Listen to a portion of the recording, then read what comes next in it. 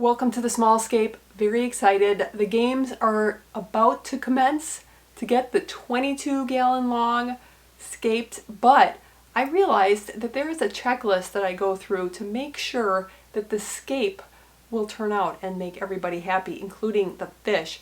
And so this is my checklist of the work before the Scape. There's going to be 6 checklist items that I kind of go through to make sure that everything is going to work out well as much as can be expected. I've made a lot of mistakes throughout the years. I don't know if you have as well. If there's anything that you'd like to share, please do. You always have such great suggestions and things that I possibly have never even thought about either. So number 1 is the furniture. It may be a no-brainer what furniture you're picking out, but I specifically looked for and thrifted this dresser to go with the aquarium. So I had the 22-gallon long. I knew I wanted it in this space, picked out the wall for it, and I knew that it had to be a specific dimension. Obviously you want it to fit, but also be like whatever height you want. So this is a good seating height that I can look into the aquarium and kind of maybe maintain it, look at it, observe my beautiful little fishies. And then also if I'm standing, does it work out well if I can look down into it? Because if I'm going to do a Scape, especially this size, I want to look down into it like a pond style. That makes me so happy to just look down and see little fish that way. It's just extra little bit of fun. So keep that in mind. And then of course, can it hold the weight? It's typically about 10 pounds per gallon of water that you want to kind of estimate. So this 22-gallon is going to be approximately 220 pounds, and that's not including any kind of heavy rock work or anything like that. So you want to keep that in mind. How much can your floor hold and how much can the dresser hold? And then of course, just keep that in mind because there are different things that you can choose based on if you're really kind of trying to keep your weight down. The other thing that you want to think of is, do you need some space next to your stand that you want to hold the bucket? There is something that I'm actually going to be using specifically for this and this kind of gets into another point, is how do you want to protect your stand or your dresser? If you are using a piece of furniture, this is an older kind of dresser, I want to protect it in case I want to use it elsewhere in the house at some point. And there's 2 different things I'm going to be using. I'm going to be using the existing mat that came with it, and then also I'm using a boot mat, and it's going to extend past the aquarium, but it will still fit on the dresser, and then that will allow space to have something next to the tank, maybe a bucket, maybe if I'm adding plants, taking out plants to keep the dresser safe. And then it also has kind of like a little rim that keeps any water there, because even if you have a mat underneath your aquarium, water can just get trapped underneath the mat. Number 2 is tank and the stuff you're putting in the tank.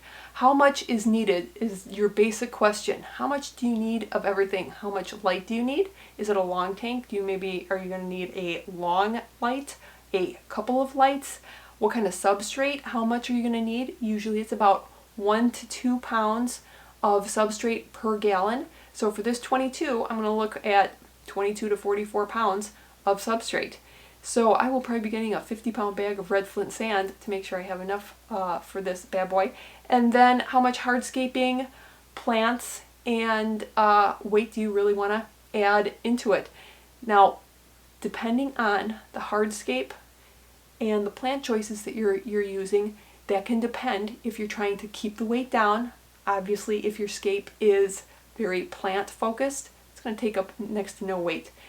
It's depending on the driftwood that you're using. If you're using a very large piece of manzanita branch, it's going to take up a lot of room visually, which can be really cool, but it won't take, it's really no weight whatsoever. But a big piece of bogwood or mapani or some of these heavier driftwood pieces, they're gonna soak up a lot of water and take up extra weight. And of course, if your Scape is very rock focused, you may want to keep that in mind. That's going to be adding a considerable amount of weight. Or you can do some clever things and keep maybe like spray foam. You might want to use some spray foam to kind of bump up the underneath the rock work, or even bags of substrate. A lot of Scapers do that, and then you don't have to use as much rock. Make sure you have the supplies in addition to the hardscaping, the supplies you're going to need. I'm actually using egg crate for the first time, and I'm very excited about it. It'll keep the rocks from kind of scooting around and the driftwood, and I can also glue the hardscaping to the egg crate to keep everything nice and steady. Melanie Holmes, that was something I was talking to her about at the Aquashella in Chicago, and she didn't have it with her, and she just happened to be doing a Scape. Somebody asked her to, and she did, and she didn't have the egg crate, and it was really bugging her. So I was like, you know, that must really come in handy, and I can see why. So I said the next Scape for the 22, I'm going to use egg crate. And the funny thing about egg crate is, it's sharp, you gotta watch it, but you get this at the hardware store, so I got mine at Lowe's, and it's in the lighting. It's actually meant to diffuse lighting, and it's called egg crate. I don't know why it's called that, but it is. And all you need are like tin snips, some heavy duty scissors to cut it to size, and I think it's gonna be really fun. Number 3, just something to keep in mind. Where are you placing the tank? What does the background look like? What is the wall color? Do you have any artwork? I do have artwork that I have purchased for this specifically, and really excited, but my Scape needs to go with it. The colors, the size, everything is meant to go with the artwork, but also be able to stand alone if it needed to. But do you have a certain style? Do you have certain colors that you do like or don't like? That may help you choose the color of substrate, the rock work that you're using. Are you using light plants, darker colored plants? It's all just something to keep in mind. Now with this lounge, I want it to be a very kind of decor oriented space, so that's very important to me. So artwork and colors, I just like it to all go together, so I keep that in mind when I'm going to be picking my hardscaping. Number 4 is the tech. Anything you're going to be adding to it, lights, filtration, heater, all that's going to take a cord. You're going to need to know where you're plugging it in. Make sure you have the outlet nearby, at least near enough, and then make sure you have the outlet space. Do you have like 3 outlets ready to go that you can plug in and also access? And then where are the lights? Are you going to be hanging them? I would love to suspend them. I don't know if that's going to work, but are they goosenecks? How many lights do you need? Do you want just a long, kind of low profile one? Is your Scape going to be going around it? Is it going to compete with the space above the tank? You want to keep that in mind. How tall are your plants going to be getting? Are they going to be going above the tank? Do you have driftwood or anything going above the top of the tank? All things to keep in mind, because the light that you choose can either work with that or against it. And then also with the filter placement, I've done this so many times when I would have to use sponge filters, because I'm not a big fan of sponge filters, but sometimes you just have to use them. I would like do the Scape, and then there's space enough for the sponge filter. It never failed that the sponge filter either was completely blocked off and really wasn't doing its job, or it was just right out there for everybody to see, and it was just awful. So keep that in mind where I would place the filter, the filtration, or anything that you have before you're doing the Scape, to make sure, and then you can take it out while you're continuing the Scape, but then put it back in, make sure that you have all the space that everybody needs, and that you know where the filter is going, and then also where is the outflow going. Is it going to be knocking over plants?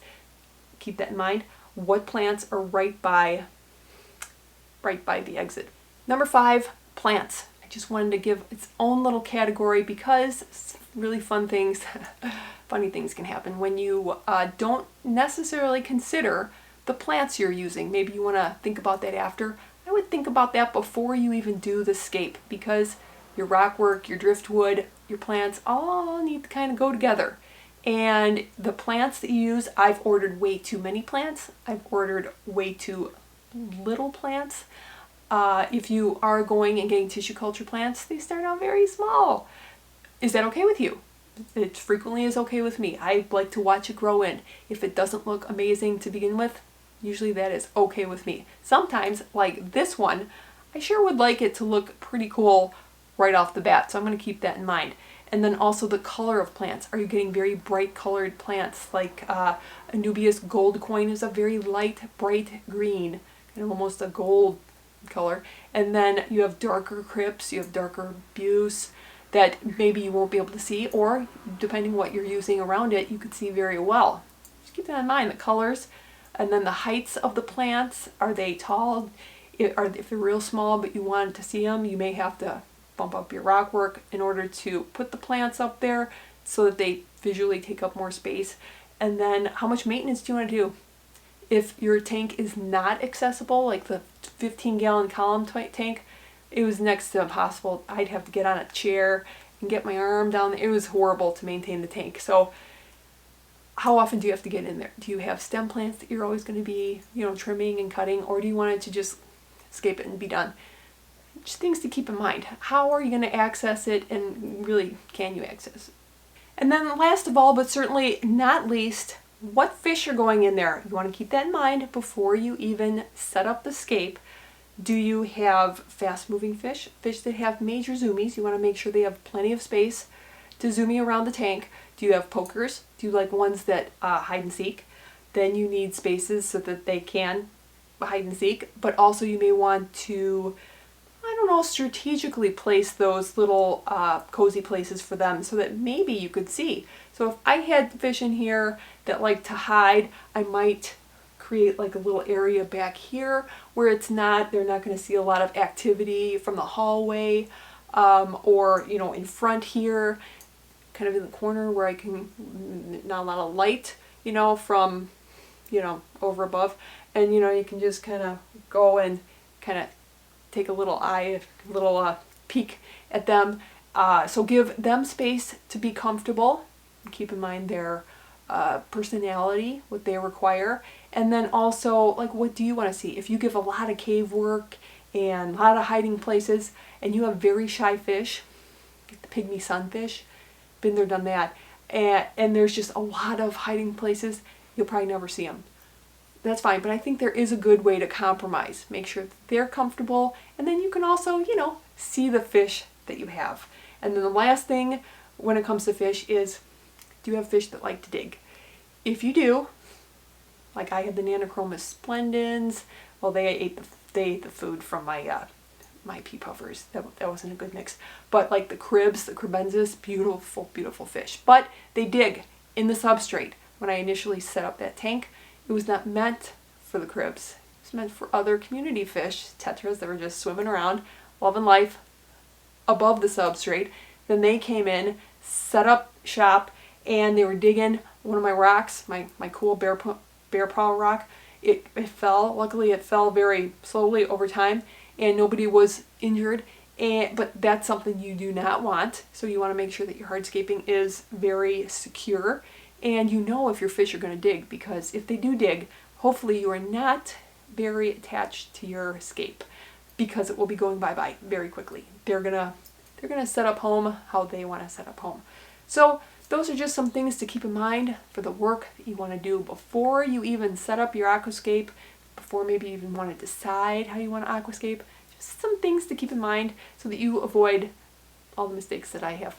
So I'm very excited and to set this tank up, and I'll see you next week.